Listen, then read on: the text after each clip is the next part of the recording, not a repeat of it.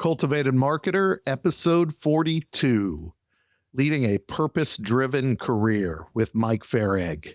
Ever wondered how you could be your authentic self in every aspect of your life, including your career? You'll definitely want to check out this conversation that we have with Mike Farag. He's the CEO and Chief Strategy Officer at Fervor.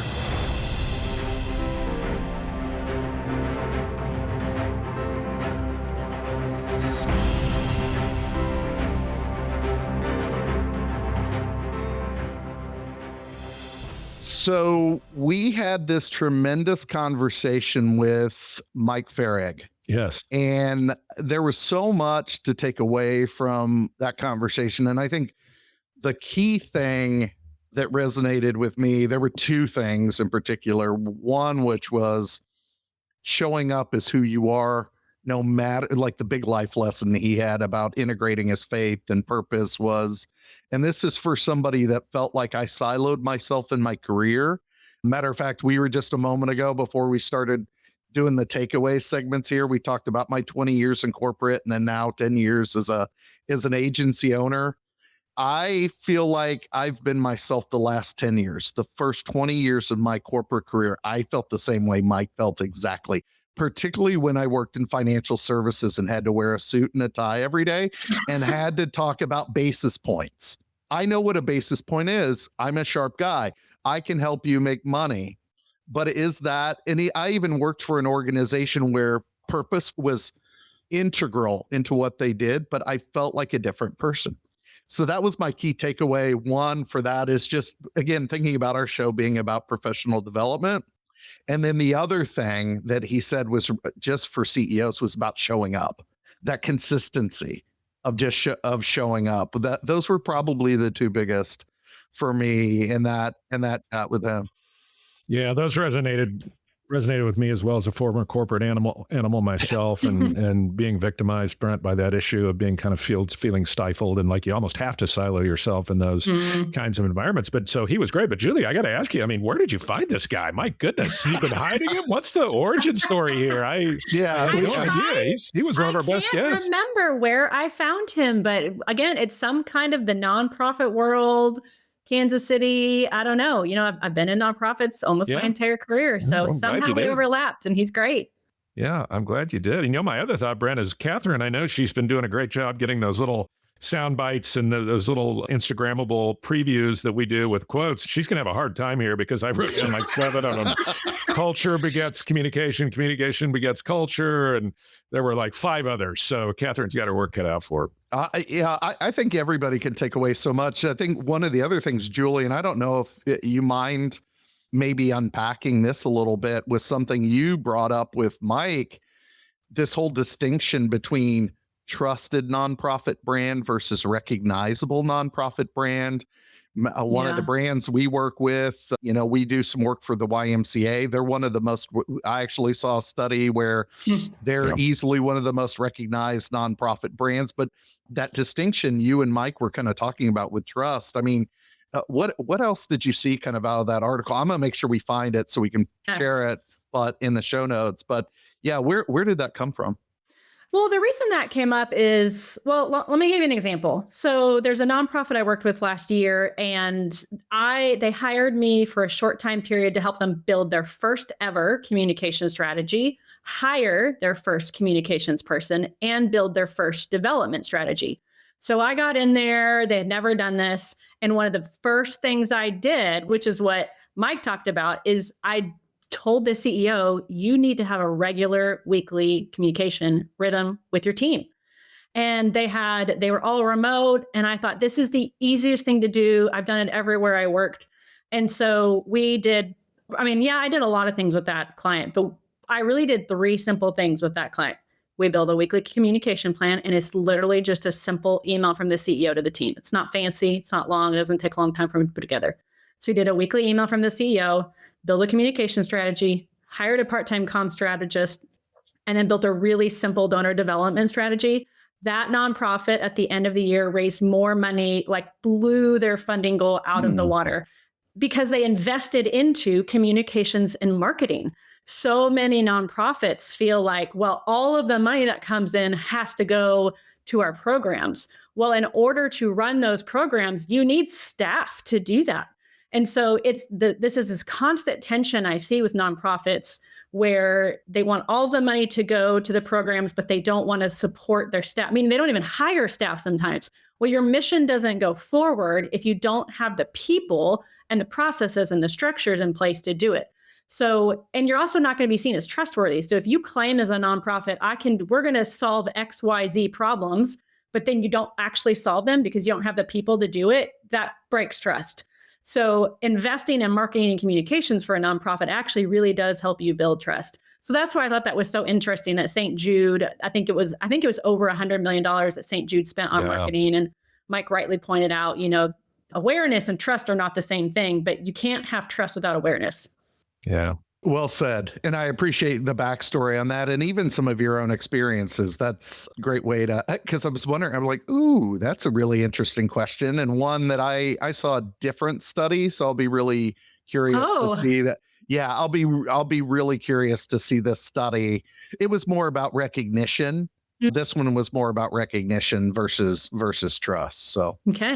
Hey, Brent, the other thing I thought was real interesting, because it's kind of been a theme over the last few guests that we've had, is just this aspect of purpose marketing. And I've certainly studied that a fair amount, and particularly as it relates to this day and age we're living right now, where people are so polarized. Remember Fred Cook, when we had him on, talked about how he saw that as being, he was pretty pessimistic that purpose marketing would be able to move forward in this sort of crazy polarized world we're living in. But I thought Mike had an excellent, I won't spoil it for the listeners, but Mike had an excellent thought on that as well. And again, that's so important because, guys, let's remember, 10 years ago, it was the purpose marketing, cause marketing. These were the North Stars for just about every organization. And we've really seen that continue through the last few years, but it's a changed world. And I just thought his take on that was excellent. Yeah, it'll be interesting to see, because he pointed out that divergence between Wall Street and Main Street. Yep. It'll be interesting to see over the years if there's more of a convergence back on that, if the activism of Main Street will be a demand that Wall Street will have to pay attention to. Yeah. So that will be compelling to see. And it's a good thing we have Fred out there to track those things. So for sure. Year over year. So we will definitely include that link back to the Fred Cook interview and the Annenberg study as well. Any final thoughts that you guys have? There's so much we could go point. There's so much. Well, appreciate both of you. Julie, great having Mike on the show. And well, listeners, we'll just let you enjoy and take it all from this conversation with Mike Farag.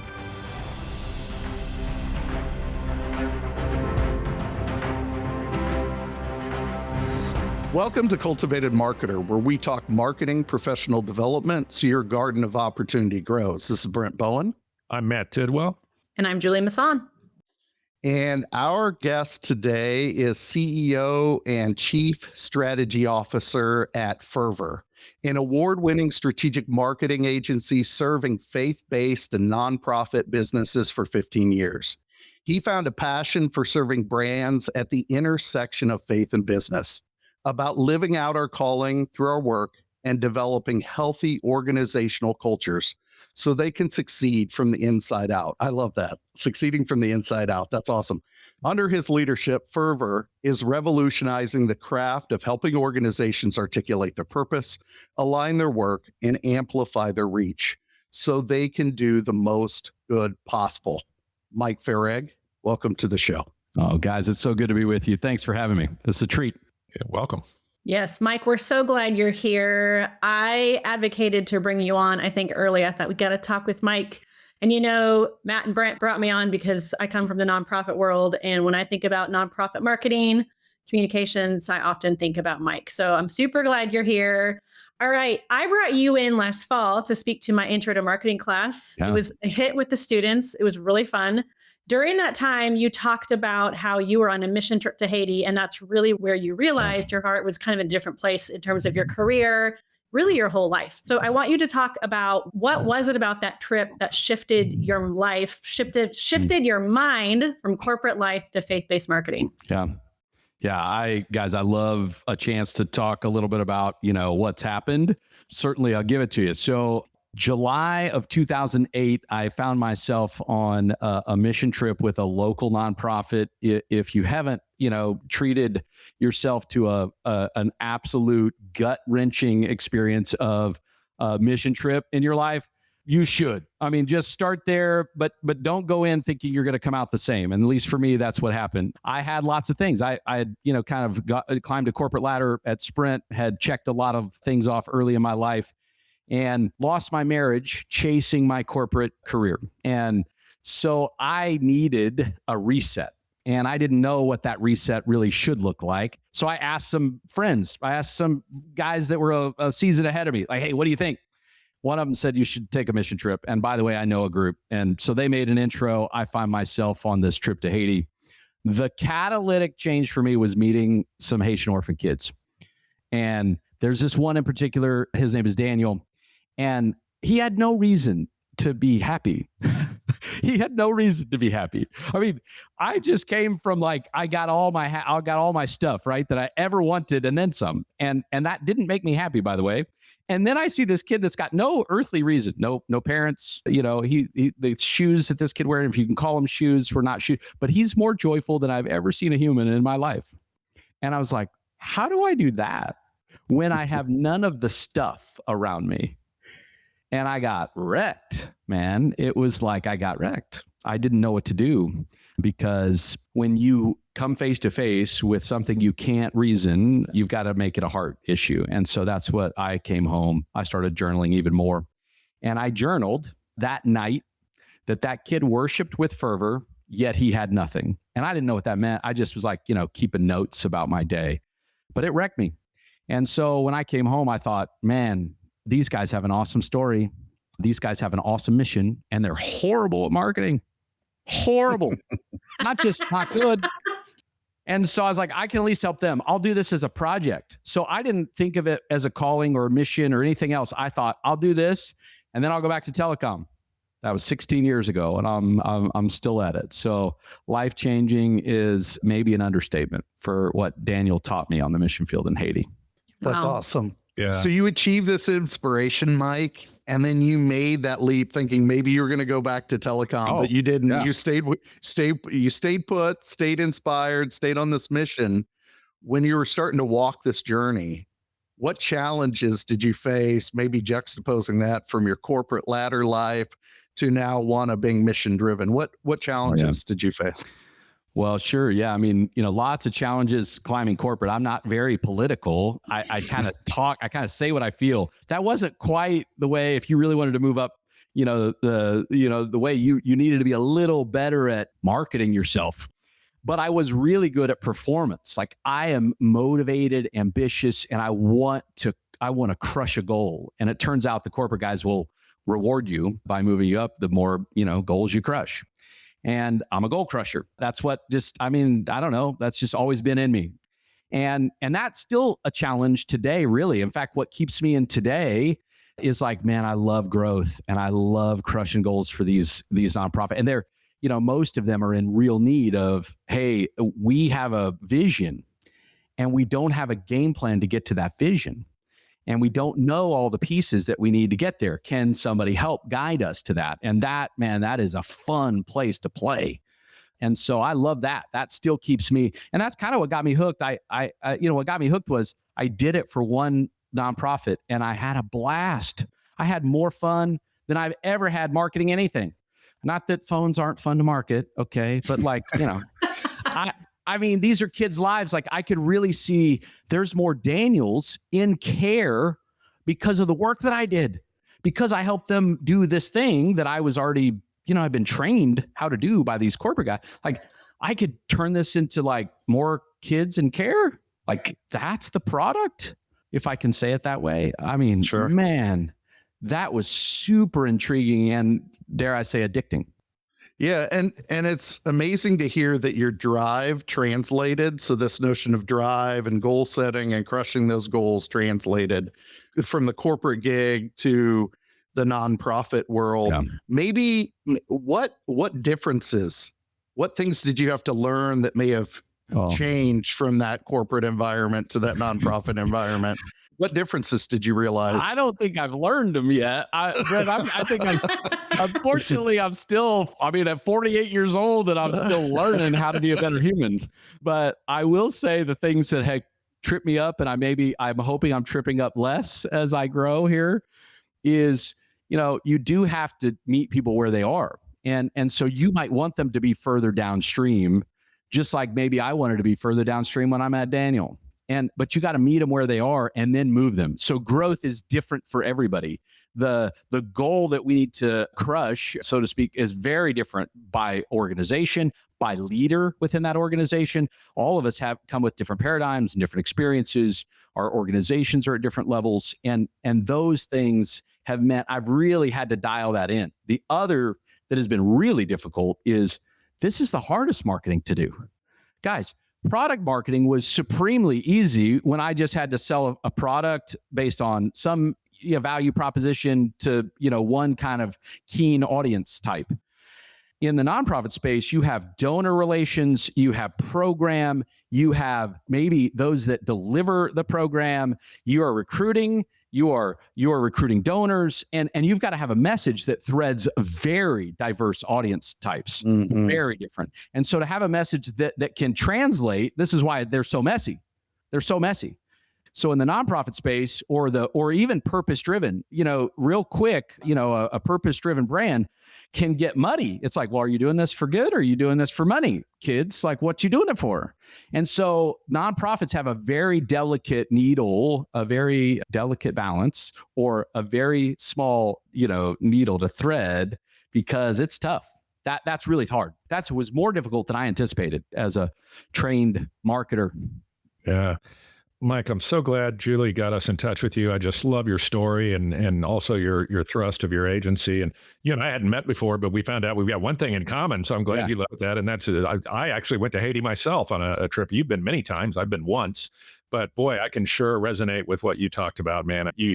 As soon as you get there, you just realize that these are people that have basically nothing. I think the average age when we were there was average wage was $1 a day in Haiti. And yet these people are so joyful and they just play. It's just incredible. So I'm so glad that you led with that. I certainly connected with it. And those days, even though I only went once, those days stay with me for sure. Mm-hmm. Hey, let's get back. I want to talk though a little bit more. I'm kind of, a lot of times I love to look at things from kind of more of the internal comms or the inward focus. Yeah.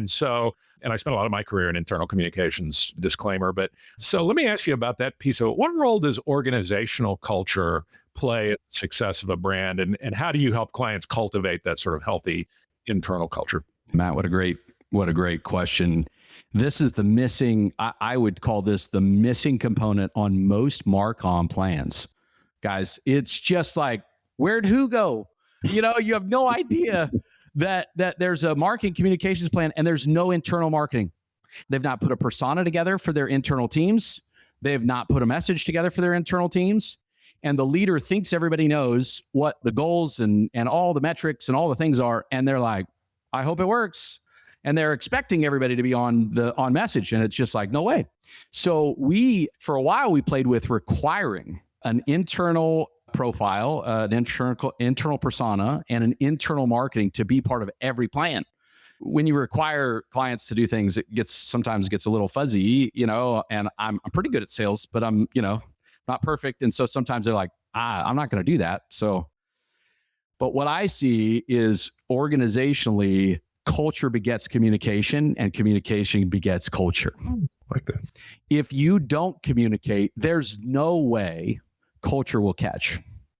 And if you're not communicating consistently, it's just, you are in the spray and pray method and hoping that it might catch internal. In fact, you're expecting it to catch without any intentionality.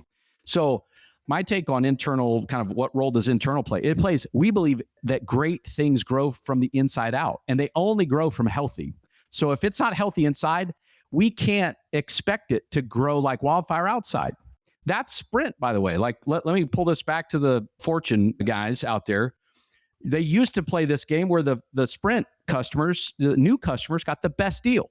What was that with your existing advocates? What did that teach your internal team? It taught your employees and your internal and your most loyal advocates that they're second. And by the way, I think many organizations fall in this same kind of trap. We are so enamored by new. This can be in the nonprofit space the same, new donors or new employees or new additions of programs, that we forget that our best advocates are sitting in the chair next to us.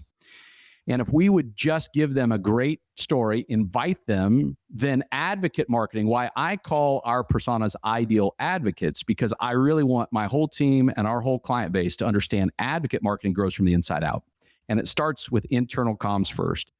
If they don't send a weekly text or a weekly email or have some sort of regular internal cadence and drumbeat, how the heck are we going to run campaigns that are successful outside? Going to cost a lot more money, going to be a lot less effective.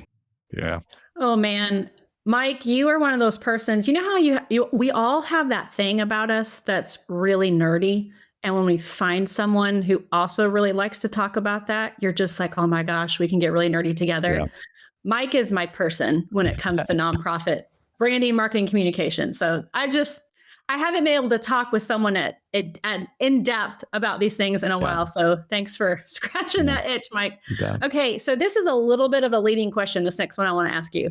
I saw on LinkedIn the other day, there was a report that came out about the most trusted nonprofit brands or the most trusted nonprofits in the country. And St. Jude was one of the top most trusted brands. Guess how much they spent on marketing? Over $100 million is how much they spent on marketing. So, like I said, this is a little bit of a leading question, but what unique needs do faith-based nonprofits or just purpose-driven businesses, nonprofits, what are some of those challenges they have when it comes to branding and marketing? Yeah, you said two things there. I'm gonna carve the first one out, Julie, if we can talk trust for a second. Yes, please. Because trust is different in my mind than recognition. And I think sometimes what I think we're grading out there is still brand recognition and not really brand trust. Yeah, I agree. That's a good point. So because, the old adage, all press is good press, might be that recognition. And St. Jude always hits that, that marker. They're always top 5. Why? They spend a crap ton in marketing. They spend a crap ton in ads, and they get, they do a bunch of trades still, and they still do sponsorships, and they act like a big, for-profit brand. And, that's how they're marketing. They're marketing less like a nonprofit, in my not so humble opinion. But brand trust is something that every organization is striving for, because when we really have deep trust, both inside an organization and outside an organization, with donors, with program, with even in product marketing, this rings true. I got a good friend of mine, Corey Shear, that wrote a book on, closing the trust gap. And if you guys haven't talked to Dr. Shear, you should. Okay, great. Former guest of the show. Link in the show notes, folks. Link in the show notes. Julie. Cross-link Dr. Shear. But man, Corey nailed it. Our team has read that. We have started to encourage our clients to read that, because really he's codified a way to say there is a way to measure trust inside an organization. And by the way, I would say there's correlation with internal communications and internal trust. And we can see a internal funnel paradigm. When you communicate often, that's the starting point. When you communicate often and well, and when you communicate often, well, and authentically, then we start to see trust measures go up. And that is, guys, I'm just going to tell you, that's what I believe is marketing at the end of it. And so you extrapolate that outside into bigger brands and bigger, organizations. For the nonprofit space, for sure, you're not going to give money to an organization you don't trust. There just isn't a chance. If you don't think they're going to do great things with it, or you don't think, Matt, if you didn't think, man, that group that I went to Haiti with is actually going to give it to the Haitians, ultimately, you're not giving a dime. So, and by the way, you'll be, lined up with other donors, and as trust erodes. So if they're not communicating well and often and authentically, both inside and outside their organization, it's really hard to grow anything in the nonprofit space, because donor trust is harder to get and harder to maintain than product trust. We'll go change phone carriers a lot easier than we might give donor dollar, a donation. We have a higher threshold when we're going to give something that is, a donation to an organization, especially if it's of any size. Yeah. Now, okay, I agree with all of that, but I want to push a little bit. Okay. And I think you'll agree here. but you're free to disagree. So in that same post, it shared that the average or the median nonprofit spends $12,950 a year on advertising.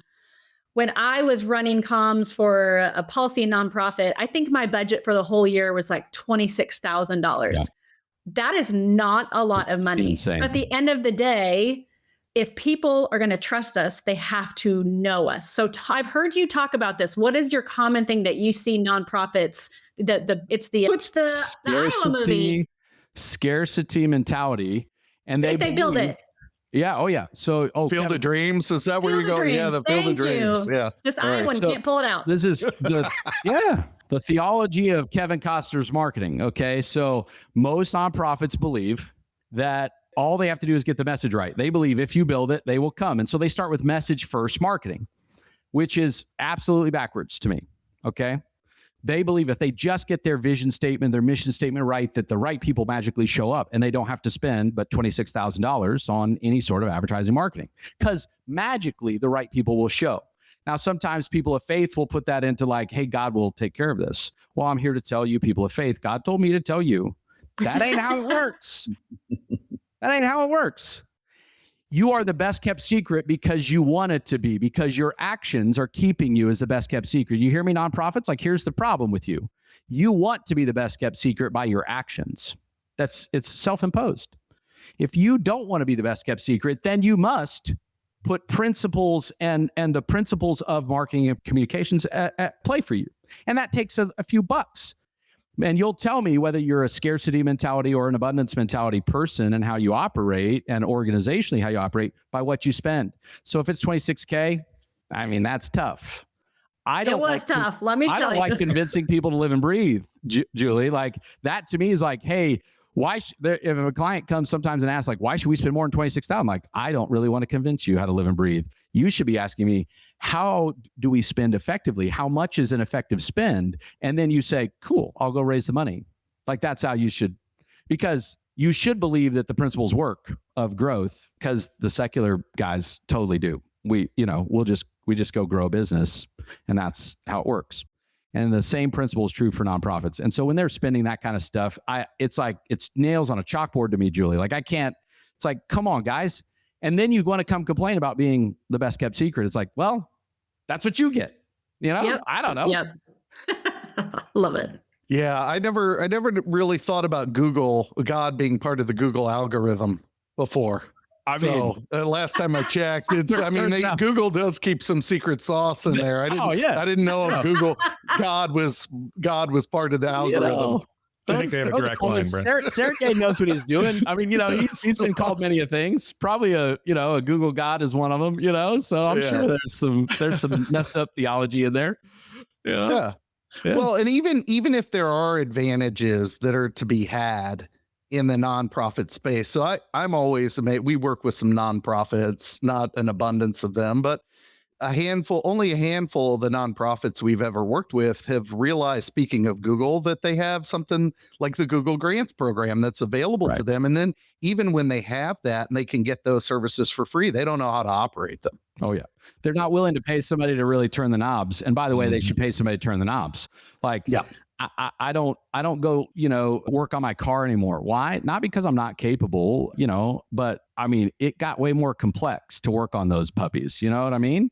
They're not cars anymore. They're computers. They're computers. And so if you want to go rip it apart, by all means, but you better be ready to pay somebody to put it back together for you. And that's what we're talking about. Like, pay professionals to be professional and then expect the results that come with those professionals. But too many of them are trying to say like, what's the least amount I can pay you? Mm-hmm. What I really want them asking, in fact, the question that I think most of them ought to ask is like, not how do we use Google Grants? Like, how do we use the cash? How do we get the grant and we pay cash and we grow this thing so that I can really solve the problem that I'm here to solve?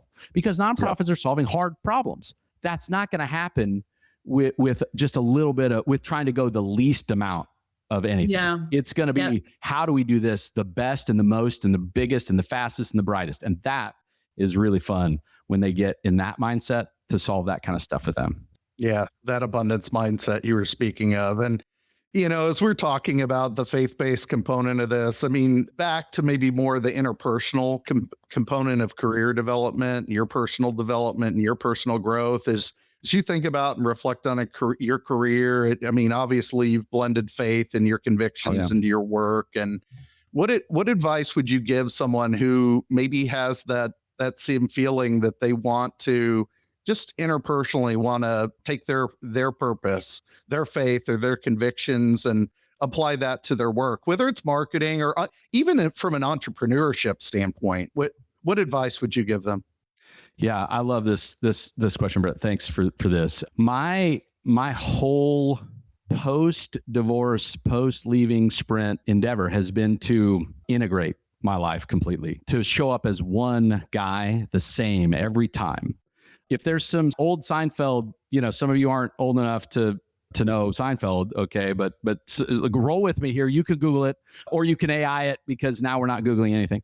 There's an episode where George says, relationship George and friendship George never meet. They would, if they did, worlds collide, Jerry. I mean, I'm thinking of this, and that's the sort of guy I was. I was like siloed. I was separated. My faith, as small as it was in a pocket, and my career and my relationship, these were all like separate little silos. And I think too many of us, this is me speaking to, Mike 1.0, too many of us are living in silos. And we just are, we think that keeps it nice and neat and tidy in our life. And I just think your life ought to be less tidy.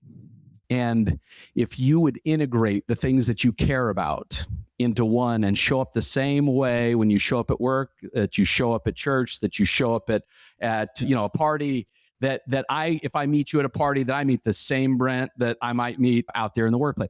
And if I meet two different guys, well, then I know there's silos and I don't really know you. And I'm just trying not to do that in my life. I did that for a long time till I was 30 years old.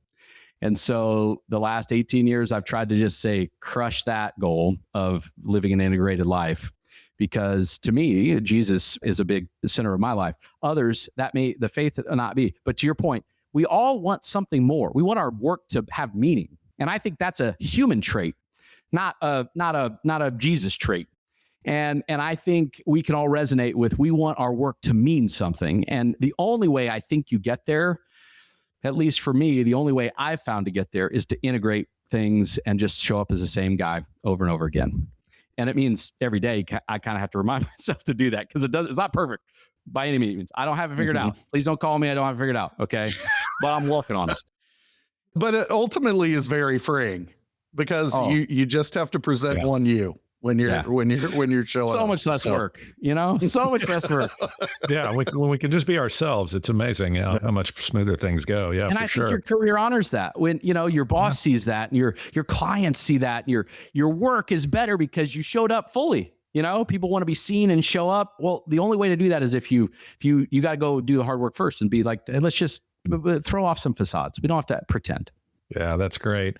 Hey, Mike, I want to jump back into purpose a little bit and kind of get back under the hood with that, because I love that we have you to talk about this topic. It's one of my favorite ones. I teach it in my classes and things like that. So I'm going to have a couple of questions for you. The first one I think will be kind of right down Broadway, and the second one will be based on some information we've heard more recently, and just kind of want to get your reaction to it. But first, I know in your work, your personal work, you talk about this aspect of, quote, kind of calling through work. How do you help organizations translate purpose into kind of their day-to-day on-the-ground decisions? Yeah. I mean, I think the thing I love doing, and our team loves doing, is bringing alignment. We do not give somebody a purpose. I'll be clear. Client shows up, they're like, hey, we need some help figuring out what we should be doing. I'm like, ooh, that is not what marketers do, kids. And if a marketer tells you they can give you a purpose, boy, run kicking and screaming, please. That's not what you please don't do that. Because I think leaders have to have that vision of what future they see in that organization. They have to. Our job, my job as a communicator, as a marketer, is to bring that to the best possible life that it can. Not to give them a vision, but to help their vision have legs and feet and strength and consistency and all of those things. That's what I think my job is. And so how do we help that purpose? Well, that purpose has to permeate. And so we give it structure. We say, this is how you bring others along. This is how you build culture internally. You have a weekly email. You sit down and have a regular fireside. You sit down and you run a good, consistent internal drumbeat communications plan. That's how we get this team aligned.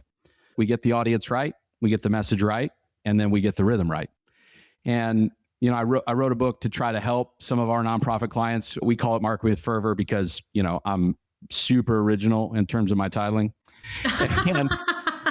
You're just consistent, which is key as a good marketer. Looking for that SEO. That's right. But in that we do talk, Matt, about how you fan the flame that's already there. Because there's a spark there. And when culture and when you want purpose, the purpose is there. We just need to give it, a fanning of that flame so it turns into a freaking bonfire. And then it really has a chance to stay lit. Yeah, no, I love that. That's great. Hey, I want to ask you a question. We were lucky enough to have on the show a few months ago a guy by the name of Fred Cook, and Fred runs USC Annenberg Center for Communications at University of Southern California and they publish a global comms report every year that's quite good. And one of the questions we asked him, because I'm obviously, as I mentioned, I'm a fan of purpose marketing, but we said, what do you see in the future? He's a guy that he used to be chairman of Edelman, so he's worked with Apple and Disney and all these big companies. And because they're sort of futurist over there, we said, what do you think is kind of the future of organizations? And his quote was very interesting. He said, well, a year ago, I would have told you it's still going to be about purpose marketing. That's going to be, front and center. But he said, my worry now is with this tremendous polarization that we have in the country, that organizations are going to have to be very careful about going out on the limb on a particular purpose or cause, because eventually they're going to piss somebody off, right? And so, his thought was we're actually kind of almost moving away from purpose for that reason. And so I just wanted to sort of a little bit of maybe of a contrarian view there, but just his observation on where we are as a society vis-a-vis purpose. And we'd love to get your take on that as well. Yeah. Well, I don't think he's completely wrong, but I think he's right in a category. And so I think from a Wall Street perspective, he's probably just crushed it down the fairway. From Wall Street's perspective, they got to be careful now. The wins, we used to at Sprint be very careful about message. What are the wins? What's the leanings of the marketplace, and how do we react to leanings of the marketplace? I don't think that's true. In fact, I think the opposite is true for Main Street. And so for Main Street, for the small business that employs most of this country's people, and that, by the way, are growing by tens and thousands, in the nonprofit sector, even most specifically, it has to live and breathe purpose. What we have seen in generationally is they want and need authenticity of message to ring true. And they're looking for a real higher level of meeting. Why are you here? Why do you get my attention or my dollars or my whatever versus anybody else? And I think purpose is steeped in Main Street. In fact, I think the future of Maine is it is where you will say, this is why we exist and why we're different. And that has been the value proposition of small biz and nonprofits for ages. And I think they're maybe finally understanding it has to be this way, that we have no other alternative but to plant a flag and say, this is what we're about and why. Yeah. And as marketplaces get more crowded and obviously, proliferation, the ability to cut through the clutter, that's a more important concept than ever before. I didn't write this, but Seth Godin, talked about this in, I think, his best book, The Purple Cow. And if you're really, as a marketer, I still refer to the purple cow. And he talked about the niche, the focused marketing, the smallest possible market that we could do, and then overwhelm it with the right kind of message in a real way. That's a version of purpose-driven marketing, in my opinion. So I think we can extrapolate that. That's been a true statement for a long period of time. I just think he's right in what he sees in terms of trying to blend purpose and product is also messy at that Wall Street level. Are you an altruistic brand, or are you just kind of bolting that on? Sure. And by the way, I think what we're seeing in that is some of them just bolted it on. They bolted on a purpose. They didn't really bleed. It wasn't really their DNA. It wasn't how they were born. They were born to make Coke. They weren't born to change relationships. And so, of course, it feels now that that's not in vogue for me to, maybe pick out on a brand publicly. Love you guys, but. Yeah, no, I love that. And, I tell students all the time, there's a fine line between purpose or cause marketing and just a kind of a shameless sales promotion. Right. We see that all the time. And I think our friend Mike Swenson wrote an article in PR News 10 years ago called kind of the death of cause marketing. And his point was all of these, kind of round up your dollar at the counter. They're all just basically sales promotions. There's really no substance behind them. Right. We remember Tom Shoes, right? We did the one for one thing and then everybody did the one for one thing. Me too. It's just they did the Me Too marketing thing. And I'm like, whoa, wait. That was his thing, man. That was his shtick. Don't, I love Ocean's 11. It's like, you don't do this, the same gag, you do the next gag. You don't do the same. Don't copy anybody. Like, that's not good marketing, by the way. And that's true for all the way down, from big brands all the way down to any of us that are trying to build anything meaningful. Yeah. Yep. But I would just say this one last thing on that. One last thing. I think it's more fun to build brands that matter than it is to build brands that make money. I just do. And 16 years of doing this way, and I had about 10 years of doing it the other way. I don't know. I have a lot more fun doing this. And I don't mean you can't make a living and shouldn't make a good wage. I mean the reason why. That's what I mean. And I just think it's a way more fun. So anyway, if for no other reason, then it's a lot more joyful and a lot more fun. Perhaps that's enough. That's great. There's been several moments in my career over the past 2 decades where I've thought, maybe I want to go corporate. And every single time I just think, I love this nonprofit world. I can't get out of it. It's so messy. It is sometimes dysfunctional to a fault. That's even possible. But I just love the nonprofit world. So on that note about the dysfunction of nonprofits, Mike, talk to us about, I know you've talked to us already about internal communications, but what have you learned about building organizations that succeed from the inside out? I 100% align. In fact, you used the word alignment. I had a boss that literally said, Julie, I want you to help us keep our team aligned. And he released me to build an internal communication strategy. Cool. Love it, I love it, love it. So I do think that, as you've talked about building trust, you can't build trust if your internal team doesn't have trust with each other and doesn't have trust with their mission, or even they might not even be aligned to the mission. So talk to us about what you've learned about building cultures. Yeah, I mean, I'm going to start with like the simplest, stupidest cheat code. If I could give one piece of advice about internal marketing for any size nonprofit listening, the CEO or executive director needs a weekly piece of communication. Yes. Pick your flavor. Do you text it out? Do you email it out? Do you do a stupid iPhone video and, post it to the internal Slack channel? I don't care, except that you start.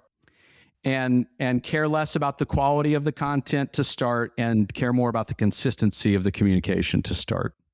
So if they did nothing else but start sharing authentically from the executive level, you can't outsource that stuff.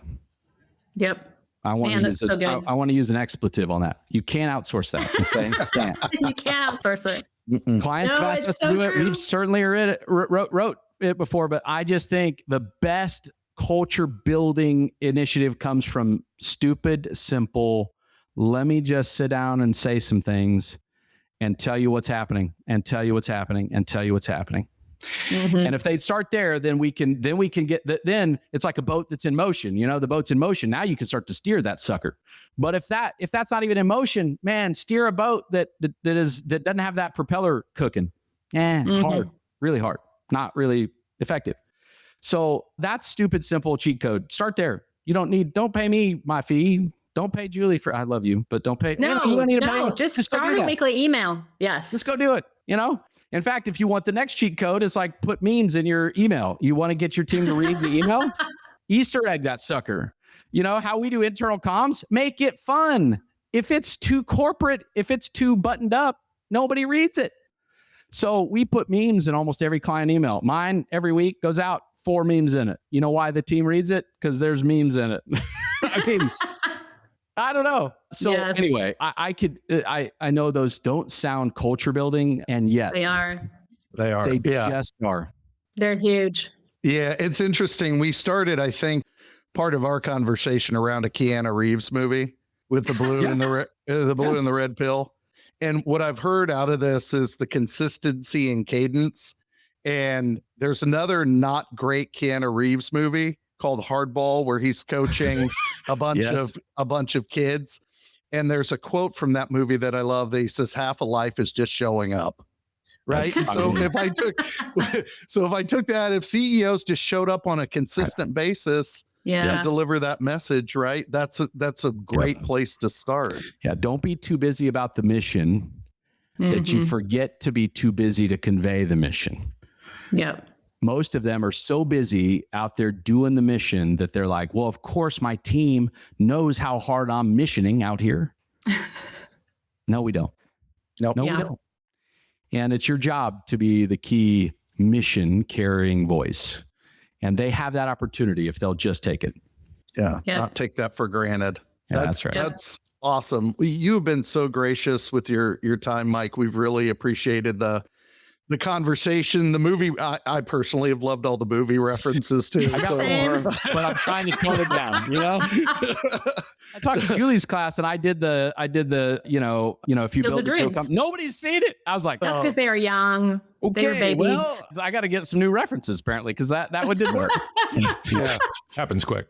The way to seem cool when you do that next time, I've learned from my kids that are 20 somethings is, all right, everybody, get your letterbox app out and make a note of this movie. There we go. You're like, yep. Get your letterbox app out. Well, this has been awesome. Anything else you'd like to mention that we may have missed? Yeah, and talk to us about that book. Where can we get it? Yeah. I highly recommend this book. Yeah. I have read it. I actually made it as a required text for my Intro to Marketing class last year. Yeah, don't buy the book, okay? If you want. Okay. I mean, the book for me was an exercise because I got told, please don't give it away. Multiple people that I talked to in the agency space were like, this is what we do for a living, Mike. I would not recommend writing it all down and giving a playbook out. That's how you make your living. Aren't you worried about, subjugating the agency? And I'm like, well, we have a mission. Our mission here is we believe when faith-based leaders and faith-based organizations grow, we all win. That's our mission. And I either believe it or I don't. I'm either integrated or I'm not. And so to me, by any means necessary. So we wrote the book. It's our playbook of these 3 critical questions. Who's it for? Target audience. What are you going to tell them? Key message. How do you get more of the right ones? It's a simple framework that every agency I've ever worked with, from big Fortune 50 on down to, just getting started startup, needs to understand. Who? That's first. What do we tell them? That's second. And then it's game plan. Too many of us try to start at a different entree. And this gives a very good DIY version. And you could save yourself tens of thousands, maybe hundreds of thousands of bucks. And we just guide you through leading it on your own inside your organization through that book. It's worked wonders for lots of folks. We're seeing Christian leaders and nonprofit leaders and lay leaders use this thing and grow exponentially. They're calling saying, hey, this worked. Now what do we do? And it's like, I love that energy. That's growth. And that to me is like why I'm still fervoring. So it's awesome. And I love seeing that thing get out there wherever it should go. And the title of that book again was On Brand, right? And for SEO purposes, the title of that book was Marketing with Fervor. Marketing with Fervor. Yeah. So we'll include a link in the show notes, folks, as well as a link to the aforementioned Dr. Corey Scheer, past guest and friend of the program, as well as the most trusted nonprofit brands, the St. Jude reference. I'm going to get that from you, Julie, and we'll make sure to include that in the show notes. So, Mike, really enjoyed the conversation today. Thank you, guys. We all truly appreciate you joining us. Yeah. Thank you so much, Mike. This was a treat. Yeah, absolutely. Thanks for having me. If you found value in today's episode, check us out on our website, CultivatEDMarketer.com. You'll also be able to subscribe to us, rate us, and leave us a comment on your favorite podcast platform, such as Apple Podcasts, Spotify, and Stitcher. Remember, a garden of opportunity grows with CultivatED Marketer.